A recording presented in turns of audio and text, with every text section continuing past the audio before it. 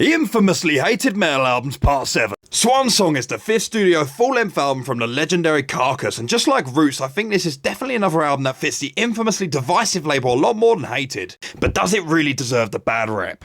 Carcass are one of the only bands that I know that were able to pioneer not just one but two music genres, with Putrefaction giving birth to nasty-ass gore grind and Heartwork giving birth to what's now known as melodeath or melodic death metal. It's definitely fair to say that Carcass are a band that have had many an evolution since their 1985 inception, but these weren't the only genres that the English grinders would meddle with, as the 10th of June 1996 would grace the scene with Swansong, an ill-fated death and roll follow-up to what most people consider to be a metal masterpiece. Now you see, Swansong was hella abused when it came out in 1996, but this is definitely one of those albums that, seem to have grown on people as time's gone on. It's no secret that Swansong's slower and groovier pace is definitely a bit of a 180, especially compared to the filthiness of those first three records. But just like many albums I've covered on this series, this departure in sound would lead to a lot of backlash. You know, what can I say, these pre-2000 metalheads just didn't like change that much. Swansong sits at a bit of a tiring 50-minute runtime, and you can really feel it with this arguably dumbed-down genre shift. And that's definitely,